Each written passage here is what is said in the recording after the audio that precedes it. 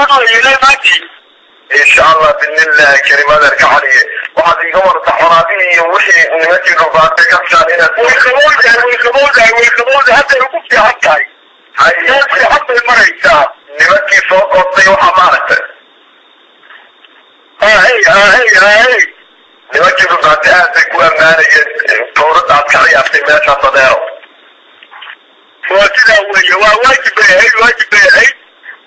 واجب إن كان ولا سمينيا marka adeer insha Allah waa ka ilaahay khayr ku siiyo wixii warar weyn kala wareegayna ciidanka hadkoodina joogay sabaa marka adeer miyuu jira qorshaha in kalaamooda qaadan siinaysa joogaan way ay waa laga waxay ujeedadu tahay markay nabadu bilaabanto qolada sokana meesheedii bay ku noqon qolada kishana maleedkeedii meeshiisa ku aliyaa la oranay waxaa sugayaa inay bilaabanto nabadii waayo haddii aan nabadu bilaaban oo dee labadii reeroo hore oo wax kala qabay baa markaa isu baxsanaya waa runta marka waxaan rabnaa inay horta bilaabanto nabadii taasa hadda lagu dadaalayaa mar alla markay bilaabatana guryahoodii buuhood bay ku noqonayaan oo adeero dhinaca dugaasha meesha xadka garowe nin ciidama sitoo ka kaco la yidhaha axmed karaac ma maqashay ninka maxaa qorshe loo sameeyey isaga laftiisa ma soo wadee waa lagu maqan yahay waa ragii markaas wasiirka ahaa buu ka hadhooday dabadeedna nin kala wasaaradii lagu magacaabay xagga puntland dabadeedna markii horena sheeko kaluu ku hadlayay aniga waa nala soo xiriiray marka dambena warlood buu isu rogayay xoogaagii yaraayo meesha yidhi maxamuud garaadka buu laba goor xaggan aaggaa laascaanood ku dhow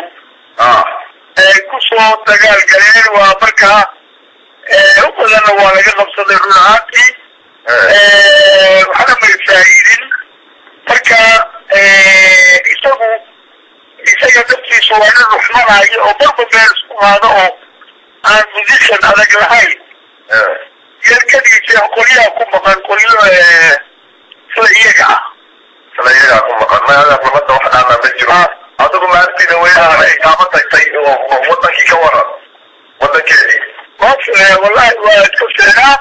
way roonaydo weli wadanku caws fuulaa cawskii waa kusii dambeeyey laakiin wuxuu u baahan tahay in xeeshaa la ilaaliyo oo dadka meenteegalayaan badi waxba uma dhigaan lacagta hoolaa ka qaadanayaan waxba uma dhigaan maritees waa la iskaga qayiraa waa nidaam xun meel dhifa mooyaane marka waxaa qasaba in lala gaadho waayo lama sugi karo waktigan oo kale magadeer ilaahay roobkii iyo ilaahay colaada iyo naga dulqaado iyo abaarta kawdi waxaad yeelaysaa jegadii ugu saraysay nin habtii joogada joogtaa ee wasaaradda wasiirkii gaashaandhigga somaliland adeer colaaduna subaxadeeda dagaalkii maalinteeda way dhacay somaliland halkuu ku jiray soo arrinta ma ogedin lama socotaa si fiican baan ognahay waa runta adeer jacaliya insha allah barwaaqaas oo soo wacaya haddii ilahay yidhaahdo barwaaqaa ku siiya kulligeed baan adeer waxaanu doonanay waa ninkii xalay kula socda doomiyihii jaaliyadda reer somaliland ee gobolka miami marka adeer waxaanu horta maanta salaadna kaa gaadsiiye dhammaan dadkii tolka ah ee meesha joogay marka fain xal adiga kuu fardeen ku niri madaxweyne tiiraaye naga gaadsiiye marka rag badan oo odayaal lankay ku jiraan oo ardigaysu reer somaliland ah marka adeer maxaa ninkii mays aragteen madaxweynihii waan isaragnay waana u sheegay fariintii weliba halkaa keliya kuma koobine dadkii caafimaadka qabay oo jaaliyadii magaca ku abtirsanaysay oo dhami oo daleynayay in dunidu nabad ahaatoo dhami waa muran u yihiin waxayna yidhaahdeen madaxweynaha sida naga gaarsii inaanu siyaasadda keenaysa dhibaatada iyo dagaalkii umurka aanu ka xunahay sidiisaan saasaan ugu sheegay wuxuu yidhi aniga iyo iyaga iyo dadkoo dambiga waa ka wada xun yihiin waana adigu dee la suqulmayada waxaa rabaa awooddaada inaan wax kaga qabo adeer maanigu horta warbixin yartaan ku waday sidii aan kuu sheegay shalay hay-adaha xuquuqal insaanka iyo saxaafadda maraykankuba waa ay cambaareeyeen yani dagaalada meesha ka dhacayeen taasina waxay socodsumo u keenaysaa maamulkii somaliland marka maantana waxaanu maqalnay in ciidamadii somaliland ay ka baxeen yani aga galaascaanood arrintaa iyaga nooga wara ciidamadii waa arrintaas waa la wado waa arrintaas aanu isugu tegayno hadda waa sii soconaa meeshiisaanu tegaynaa waxa baxniin ay laascaanood ka baxeenna ma jirto halkoodii bay joogaan weliba foodkii ku dhaweyd bay kusii durteen marka ciidamo sidaa uga baxayna ma jiro rumaan kuu sheegayaa laakiin waa jiraan dawladda ciidamo dhinaca kale ka iman kara oo iyaga naftooda ay soo fadhiyaan haddaba si aanu maaragtay laba taro ku noqo hadda waxaa sarreeya codkii la leeyahay nabadda halkeedaa lagu soo celiyo waxay dhintay iyo waxay tahay way dhaarin marka taasaa hadda ka raja doona shirkaasaanu hadda tegaynaa insha allah adeer aad baa umahadsan tahay dadka artiga ku abtirsan deegaankaas tagaa yani waxay aad u danaynayaan oo ay jecel yihiin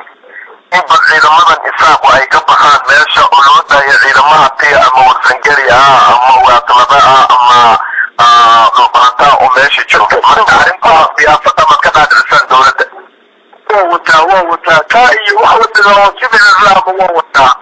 adeer haddii qabaayilka isaaqu meesha sii joogaan si fil warba dhici kara qabyaalada dadkan u tarjumayaan markaas siyaasad ahaan madaxda meesha ku jirta ka qaadicaya waa wadnaa dalkubaa adeer umahadsantahay balse wanaagsan ugu salaan odayaasha kalena nimankii baan u daadegno wuu ku salaamaya waxaan ku salaamaya cali nin cali dirir la yidhaahdo isaguna dhulbaanta ama laynka ku jiro ku salaamaya cali adeero talaan waa ku salaamay adeer hawl fiican baad haysaan nabadaan laga shaqeeyay halo waanaan adeer salaamo maxamed wiil la yidhaahdo isna waxaa ku salaamaya warsangeri oo isna laynka ku jira adeer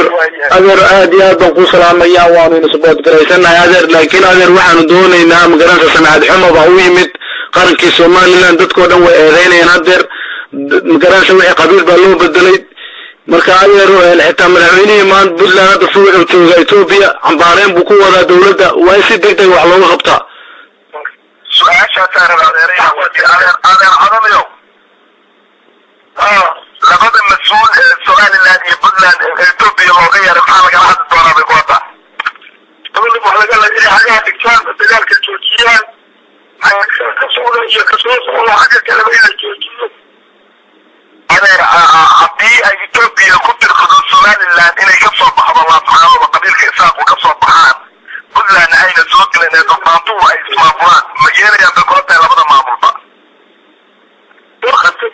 waxbay jaraysaa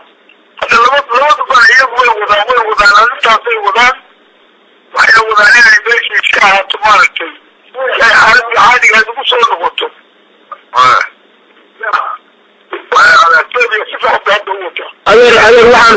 adeer waxaan kuu sheegaynaa maalinta berigii hore laascaanood markii la qabsanaysin nabada iyadoo saxaabada loo tumaya dannan lagu laynin baa lasoo gelay magaalada laakiin hadda sheekadu way isbedeshay qabiil bay isku bedeshay reerkii daarood la dhihi jiro hadda wuu qaylinaya wuu cabanaya intaa waxbay dacweynayaan sharaftii iyo midnimadii somaliland baa dhimanaysa sida ugu dhaqsaa badan waa inay wax ka qabatiin ciidamadana meesha laga saaro waxba la hali mayno okay adeer aad baad umahadsan tahay boqolkiiba boqol oo ku salaamanaa الله يسلمك يا روح يا رب ولي السلام. أوكي. شمالك عرفت ما نقول رقمنا. أوكي هذا رؤية.